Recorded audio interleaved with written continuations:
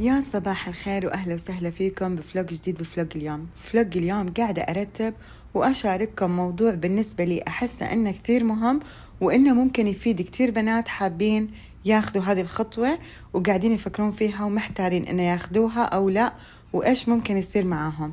عن تجربتي حابة أشارككم تجربتي بشريحة منع الحمل اللي هي ركبتها تقريبا الحين بكمل سنة، فحبيت اني اشارككم هاي التجربة عشان اللي حابة تستفيد وتعرف ايش هي، او اللي ركبتها تفيدنا هل هي صار لها نفسي او لا. فبصراحة انا ركبتها الحين بكمل 10 شهور تقريبا، فالحمد لله اول ما ركبتها بنات كتير كنت مبسوطة عليها. الشريحة جدا جميلة، انحفت ما سمنتني، كتير مبسوطة. أكتر شيء كان باسطني فيها إنه ما بتسبب لك أبدا عصبية، يعني أنا صرت إنسانة كتير هادية بعد ما كنت أخذ حبوب من الحمل حرفيا كنت حتى أعصب من صوتي، فلا الشريحة مو كذا. لكن آخر شهرين من الشريحة، يعني الحين كملت 10 شهور، فصارت تجيني أعراض جديدة اللي هي ضيق بالتنفس، أحس إني أنا لما أتكلم أتعب، تجيني دوخة، أحس إني مرهقة، أحس بخمول. صار يجيني فجأة أنا أكون كويسة، فجأة بنات يجيني شعور إني أنا الحين بيغمى علي، أحس بهبوط، جسمي يعرق، أحس بشعور جدا متعب، عرفتوا يلي أنا الحين خلاص الحين بطيح. فهذا الشعور كان جدا متعب بصراحة، ويجيني يعني عرفتوا لحظات تجيني كذا فجأة ويروح، أحس إني بطيح ويروح. فعدم توازن. شفتوا أعراض اسم الله علينا مرض السكر كذا، لما يقولك أحد إن أعراض مرض السكر إنه ينشف ريقك، تفقدين توازنك، يصيبك تعرق، يجيني شعور بنات من جد يعني كتير يخوف، وأحس نفسي إني بموت بصراحة. الشعور كتير متعب، وصار لي شهرين قاعدة أتجاهله، لين واحدة من الدوام قالت لي إن ترى أنا كنت مركبتها وبعد سنة بدأت معي هذه الأعراض، ولما تجاهلتها وصلت معاها إن لدرجة إنه يغمى عليها وتطيح. بعد من الأعراض اللي صاحبتني آخر شهرين اللي هي سببت لي احتباس بالسوائل، فصار جسمي قاعد يسمن كثير، عرفتوا يعني أحس إني هذا مو أنا. كثير سمنت، كثير هيك بتحسي نفسك منفخة دائما. سببت لي كثير أعراض بصراحة، وهي من يعني من الأشياء اللي أنا الحين ما أنصح فيها. صح إني أولها بالعكس كنت طول الوقت أقول لهم أنصحكم فيها، أنا كتير مبسوطة منها، لكن الحين أقول لا، أنت مو مضطرة أبدا إنك تاخدينها، لأن عن جد أول 6-7 شهور أنت بتنبسطي فيها، لكن بعدين حرفيا الشعور اللي بيجيكي كتير متعب. وتخيلوا أنا شلتها تقريبا ليلة عرفة، يعني قبل بيوم من عرفة شلتها. قالت لي الدكتورة أنه يبيلي 3 شهور لين يطلع آثارها من جسمي. يعني أنا لما دخلت تيك توك أقرأ عنها قبل لا أشيلها، لأني بصراحة كنت مبسوطة عليها وبنفس الوقت خايفة ما بأحط إنها هي السبب بالأشياء اللي قاعدة تصير بجسمي. لكن اكتشفت من تعليقات الناس بالتيك توك إن أعراضها مخيفة، وفي ناس تقولك إنه وصلت وزنهم وزن بعمرهم ما وصلوه. فبصراحة أنا كتير خفت ورحت على طول شلتها. أول ما قرأت هاي التعليقات اليوم قريتها بالليل، بكرة الصباح أنا شايلتها من خوفي إن أوصل للأشياء اللي هم تكلموا عنها. فاكتفيت بالأعراض اللي جاتني، والحين وأنا قاعدة أسجل لكم الفيديو أحس إنه خلاص لأني تكلمت كثير ورا بعض، تحسين بدوخة، تحسين إن أنت تعبتي، فهمتي؟ كأني قاعدة تسوين مجهود، كأني قاعدة أراكض، حتى جسمي ممكن يبدأ شوي ينمل. فالحين هذه الأعراض أنا قاعدة أسولف معاكم وأحسها لأني طولت وأنا أسولف، عرفتوا؟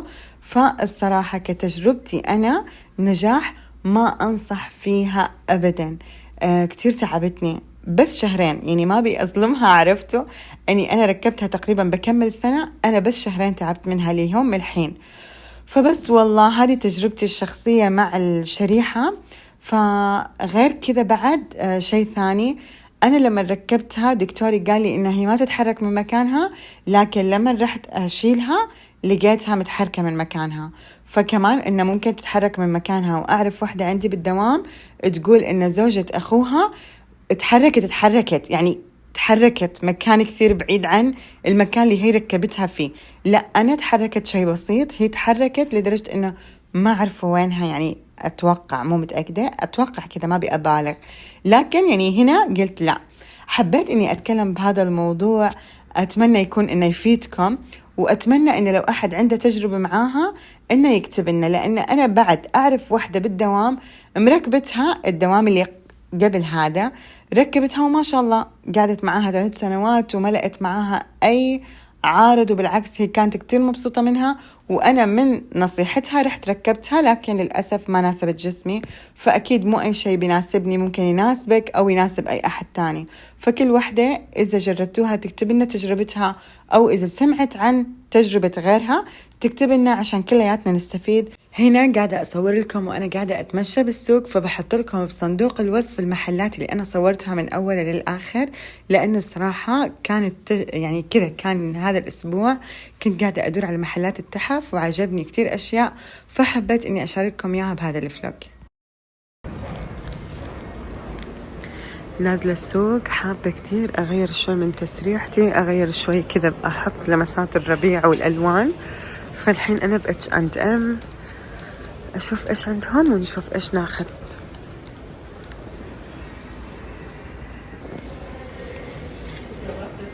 حلوين كتير حلوين.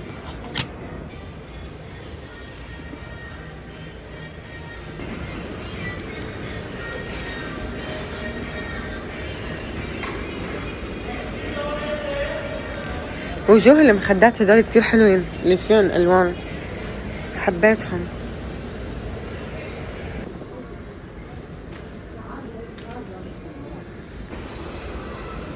يمكن أخذ هذا اللون. سارة تعالي شوفي، حبيت هاي الألوان إني أدخلها بغرفة النوم، بس محتارة.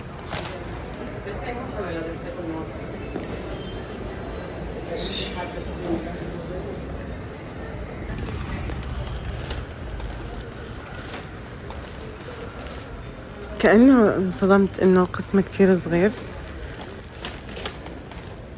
يعني شناوة. شوفوا القطعة تجنن، تناسب بيتي صح، نفس ألوان شكلي باخذها، كتير حبيتها، عليها خصم. هذه حبيتها. صارت أشوف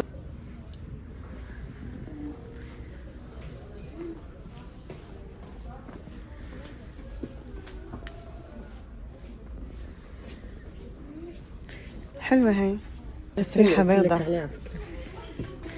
بعد قاعدة أسوي تعديلات بالحمام، يعني كذا أشياء بسيطة. فشوفوا شفت هذه وكتير حبيتها، باخذها، وعليها عرض ب39 ريال ببلاش، حبيت باخذها. مساء الخير من يوم جديد. اليوم ناموا العيال بدري، فقلت خليني أودي، ناموا خلف وعيسى، هدول الاثنين زينجو ورينجو ضلوا صاحيين ما ناموا. فأخذتهم معاي هذا المطعم، مطعمي المفضل. يعني أنا أكون جوعانة ما أفكر بصراحة، على طول أروح. لا عن جد كتير كتير طيب وكتير حلو. فهنا دائما أطلب من عندهم بيتزا النعامي، وأطلب بعد ريزيتو الورق عنب، وبعد منزلين جديد ريزيتو بالربيان والليمون. بنات شي مو طبيعي، عن جد كتير كتير طيب، جربوه ما رح تندموا. هنا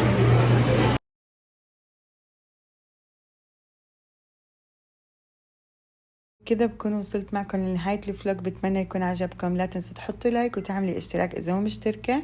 تعالوا سناب شات، هناك بشارككم يومياتي أول بأول، كل شيء تشوفون على اليوتيوب هناك مصور قبل. بتمنى يكون عجبكم الموضوع، وبتمنى يكون فادتكم. ما قلت لكم إذا واحدة عندها تجربة ممكن تفيدنا، يا ريت تكتبي بالتعليقات مشان نستفيد. سلام.